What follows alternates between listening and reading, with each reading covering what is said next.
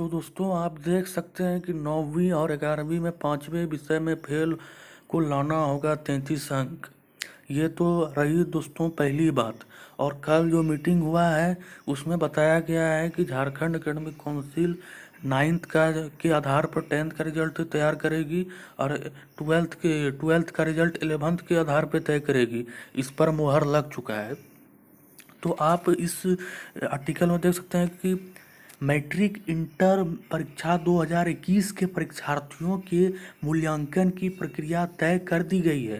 वर्ष 2020 की कक्षा 9 व 11वीं की परीक्षा के प्राप्तांक को इस वर्ष मैट्रिक इंटर के रिजल्ट का मुख्य आधार बनाया जाएगा, परंतु कक्षा 9 व 11वीं में पास होने भर से विद्यार्थी मैट्रिक इंटर की परीक्षा में भी पास हो जाएंगे, इसकी गारंटी नहीं है।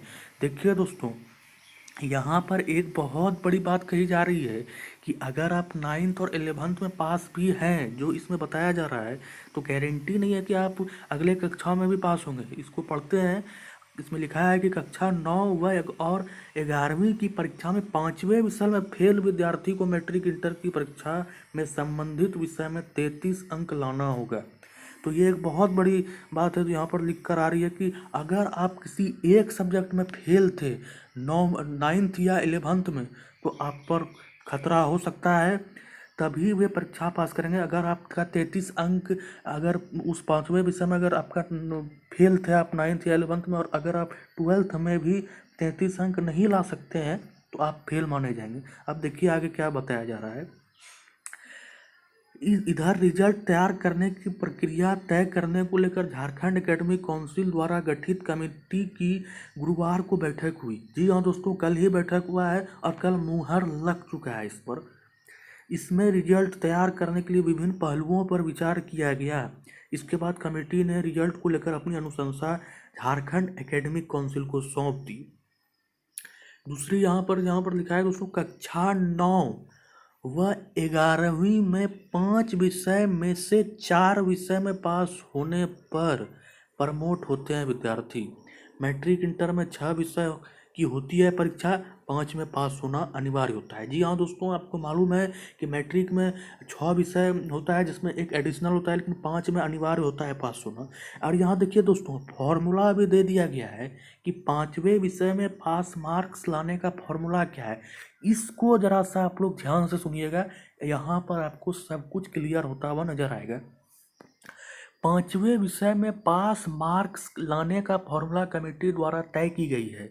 इसके अनुरूप अगर कोई विद्यार्थी कक्षा 9 की बोर्ड परीक्षा में गणित में फेल है, तो उसे मैट्रिक की परीक्षा में गणित में होने वाले इंटरनल असेसमेंट व 9वीं की परीक्षा में गणित में मिला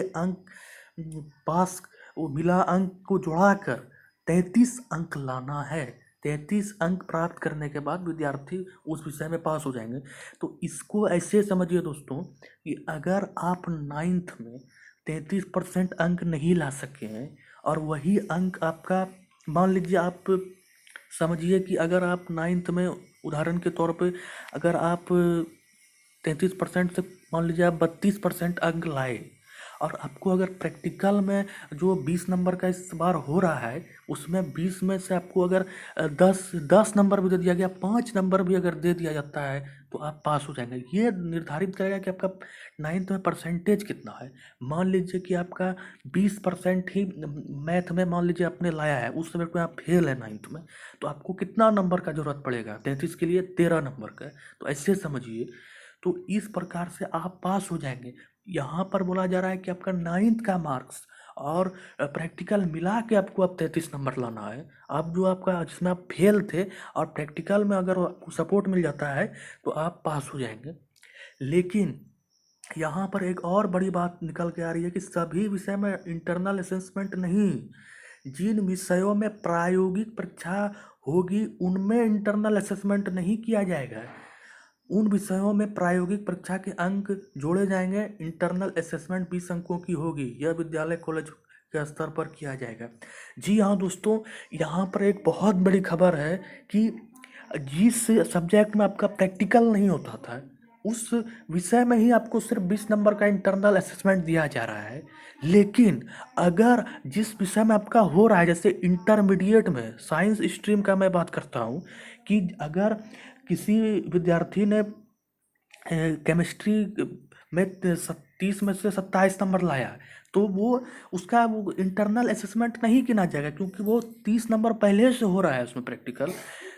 फिजिक्स में भी पहले से प्रैक्टिकल 30 नंबर का हो रहा है। तो अब यहाँ पर एक बहुत बड़ी बात समझने की है कि मैट्रिक में तो ठीक है, वहाँ पर प्रैक्टिकल और थ्योरी दोनों मिलाकर 33 नंबर लाने की बात कही जा रही है। इंटर में भी दोस्तों, अगर आप मैथ में फेल थे 11th में, तो आप प्रैक्टिकल और नहीं, इंटरनल असेसमेंट और थ्योरी मिलाकर आप 33 नंबर ला सकते हैं।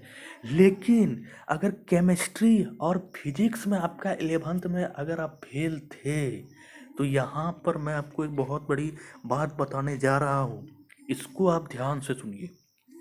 कि अगर आप फिजिक्स केमिस्ट्री में अगर फेल थे, तो आपको दिक्कत हो सकता है। यहाँ यहाँ इसके विषय में यहाँ पर बताया नहीं गया है, लेकिन आपको पता है जो इंटरमीडिएट के छात्र होते हैं उनको पता होता है कि जो केमिस्ट्री में पास होने के लिए जो थ्योरी में नंबर चाहिए वो 23 होता है। अब और फिजिक्स में भी 23 होता है, बायोलॉजी में भी 23, और कंप्यूटर साइंस में भी 23 नंबर ही होता है दोस्तों। तो जो छात्र इस बात को जानते हैं वो समझ चुके होंगे कि पास मार्क कैसे दिया जा सकता है फिजिक्स केमिस्ट्री और बायोलॉजी और कंप्यूटर साइंस में। क्योंकि आपने देखा होगा प्रीवियस रिजल्ट को, आप कभी भी देखिएगा कि आप उसमें देखिएगा कि प्रैक्टिकल में तो केमिस्ट्री में 27 नंबर दे दिया गया है, और लेकिन अगर थ्योरी में 20 नंबर है तो उसे पास नहीं किया जाता है, उसे फेल कर दिया जाता है। लेकिन इस साल जो इंटरमीडिएट में मैट्रिक में जो इंटरनल असेसमेंट दिया जा रहा है, ये पहली बार दिया जा रहा है, इससे पहले कभी नहीं दिया गया था। इस साल सिर्फ दिया जा रहा है, लेकिन उसमें भले हो सकता है क्योंकि उसमें इंटरनल असेसमेंट दिया जा रहा है। लेकिन जो केमिस्ट्री फिजिक्स है इसमें तो ऑलरेडी पहले से प्रैक्टिकल 30 मार्क्स का होता है। तो यहाँ पर आपको थ्योरी में 23 नंबर लाना जरूरी है। इसीलिए इसके विषय में गाइडलाइंस जल्दी ही आएगा दोस्तों। और आप लोग इस भ्रम में नहीं रहिएगा कि आपका प्रैक्टिकल और इंटरनल असेसमेंट और थ्योरी मिला के आप पास कर जाइएगा। केमिस्ट्री इंटरमीडिएट में भी, केमिस्ट्री फिजिक्स इन सभी में भी आप इंटरमीडिएट में भी पास कर जाइएगा 30 प्लस थ्योरी का फॉर्मूला मिला के। ये पॉसिबल मुझे लगता है नहीं है। अब झारखंड एकेडमिक काउंसिल पर क्या करती है ये वो जानती है, लेकिन ये ज़रूर है कि जो मैट्रिक में जो फॉर्मूला दिया गया है काउंसिल के द्वारा कि थ्योरी प्लस प्रैक्टिकल मिला के पास करना है, वो ठीक है। और जो इंटर में जो फॉर्मूला दिया गया है कि मैथ और जिसमें नहीं होता था प्रैक्टिकल, उसमें 20 नंबर का इंटरनल दिया जा रहा है। अगर उसमें आप मान लीजिए 11th में फेल हैं तो उसमें पास कर दिया जाएगा। लेकिन chemistry physics computer science biology ऐसे बहुत सारे सब्जेक्ट जो पहले से प्रैक्टिकल जिसमें 30 नंबर का हो रहा था, उसमें कोई बदलाव नहीं होगा, क्योंकि उसमें थ्योरी में आपको 23 नंबर लाना पड़ता है। आप अगर प्रैक्टिकल में आप 30 में 30 भी लाते हैं, और अगर आप केमिस्ट्री में अगर 17 नंबर लाए हैं या आप 20 नंबर लाए हैं, तो आप फेल माने जाते हैं। तो इस पर बोर्ड को थोड़ा सा क्लियर करने का था, लेकिन मैं आपको जो बता रहा हूँ ये सही है। आप इस पर थोड़ा सा मंथन कीजिएगा। तो वीडियो पसंद आई तो दोस्तों लाइक करिएगा, चैनल पर नए तो सब्सक्राइब करिएगा, क्योंकि मैंने अपने स्तर से बहुत कुछ बताने का कोशिश किया इस वीडियो में। और और एक और मैं बात आपको बता देता हूँ जो मैं भूल रहा था।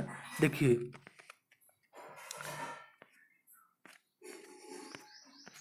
देखिए दोस्तों, इस तरह दिए जाएंगे अतिरिक्त विषय के अंक, जो बहुत सारे स्टूडेंट का था कि अतिरिक्त विषय के अंक कैसे मिलेंगे। तो यहाँ पर आप देख सकते हैं कि 9वीं व 11वीं में अतिरिक्त विषय की परीक्षा नहीं हुई थी। जैसा कि आपको मालूम है, बैठक में सदस्यों ने कहा कि सभी 5 विषय में मिले अंकों का औसत निकाल लिया जाए, यही औसत अतिरिक्त विषय के अंक होंगे। तो आप समझिए कि जिस विद्यार्थी का अगर एडिशनल सब्जेक्ट 10th या 12th में है, तो उसको मार्क्स कैसे मिलेगा। जैसे कि 9th में आपने 5 सब्जेक्ट का एग्जाम दिया है, उसका औसत ही आपको निकाल के अतिरिक्त विषय में जोड़ दिया जाएगा। उसी प्रकार 11th में भी वही क्राइटेरिया होगा। 11th में जितना सब्जेक्ट का आपने मार्क्स दिया है, मार्क्स प्राप्त किया है उसका औसत निकाल के आपको 12th के एडिशनल सब्जेक्ट में उसको ऐड कर दिया जाएगा और आपको उसमें नंबर दे दिया जाएगा। और जो एडिशनल सब्जेक्ट काम करता है वो तो करेगा ही, उसका काम ही यही है कि जिस सब्जेक्ट में आप फेल करते हैं उस सब्जेक्ट में आपको सपोर्ट कर देना। लेकिन ये इंटरमीडिएट साइंस में नहीं होने वाला है। मान लीजिए उसका उदाहरण के तौर पे आप समझिए कि साइंस में अगर किसी ने हिंदी एडिशनल सब्जेक्ट लिया है, लेकिन अगर वो चाहेगा कि केमिस्ट्री में वो नंबर जुट जाए, वो पॉसिबल नहीं है। उसका जो नंबर जुटेगा वो आर्ट्स के सब्जेक्ट में जुटेगा, यानी इंग्लिश में जुट सकता है, इकोनॉमिक्स में जुट सकता है, क्योंकि वो आर्ट्स का सब्जेक्ट है। तो ये सब थोड़ा सा ध्यान रखिएगा दोस्तों। धन्यवाद।